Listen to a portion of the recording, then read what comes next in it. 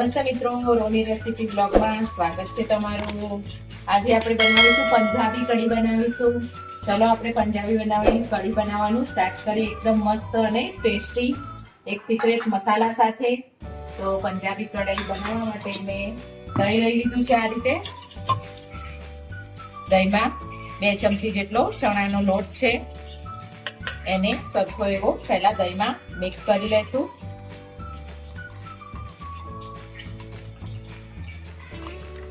સરખો એવો કણી ના રહે અંદર ચણાના લોટની, એ રીતે લોટને મિક્સ કરી લેશું મસ્ત રીતે। તો અહીંયા પંજાબી કઢી બનાવવા માટે મેં 4 થી 5 ચમચી જેટલું તેલ લઈ લીધું છે। તો એમાં આપણે નાખીશું થોડી રાઈ। પંજાબી કઢી હોય એટલે પંજાબી કઢીમાં કઢી પત્તા ના આવે, મીઠો લીમડો એટલે ના આવે, બરાબર? એટલે આપણે કઢી પત્તા નાખવાના નથી અંદર। અહીંયા મેં લસણ અને મરચા 5 થી 10 કળી લસણ અને મરચા ટીપીને રાખ્યા છે। ઘરમાં જે પ્રમાણે તીખું લેવાતું હોય તમારે એ પ્રમાણે લઈ લેવાનું રહેશે। લસણ અને મરચાને સરસ રીતે આપણે સાતળી લેવાના છે। તો આપણે 1 પિંચ જેટલો હિંગ નાખીશું। હવે આપણે 2 ડુંગળી મોટી સાઈઝની હતી, એ સમારીને છીણી મૂકી હતી, એને એડ કરી દઈશું। પંજાબી કઢીમાં આ મોસ્ટ ઇમ્પોર્ટન્ટ છે કે આ ડુંગળી અને ટામેટા વાળી હોય છે પંજાબી કઢી। તો આ રીતે આપણે ડુંગળીને ફૂલ ગેસે થોડી એવી સતળાવા દઈશું। અહીંયા આપણે 1 મીડિયમ સાઈઝનું ટામેટું લીધું છે, એને એડ કરી દઈશું અંદર। આપણે ડુંગળી મસ્ત એવી ગોલ્ડન બ્રાઉન કલરની શેકાઈ ગઈ છે, અને થોડું એવું આપણે મીઠું નાખી દઈશું, જેથી કરીને આપણો મસાલો છે ટામેટા ને બધું ચડી જાય।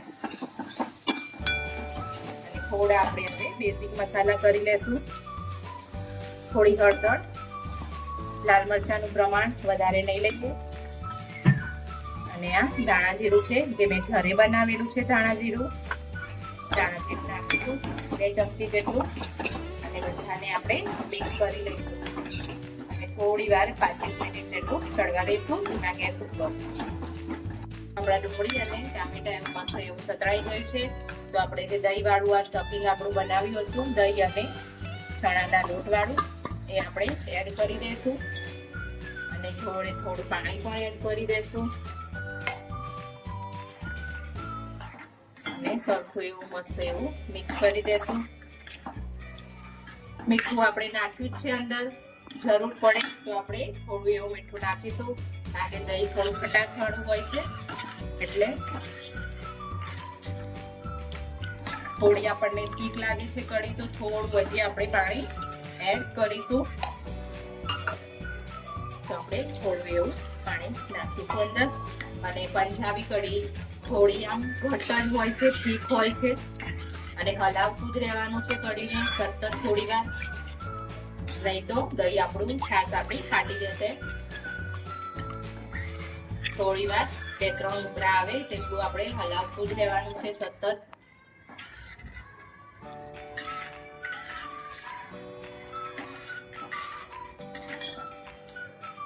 તો આપણી મસ્ત એવી કઢી તૈયાર છે। આપણે હવે ગેસને બંધ કરી દઈશું, અને આપણો જે પંજાબી મસાલો છે કઢી માટેનો, એ સ્પેશિયલ મેં બનાવ્યો છે, એ આપણે એડ કર્યો છે। અહીંયા આપણી કઢી પંજાબી સ્ટાઇલ કઢી તૈયાર છે। તો હવે આપણે આને સર્વ કરી લઈશું।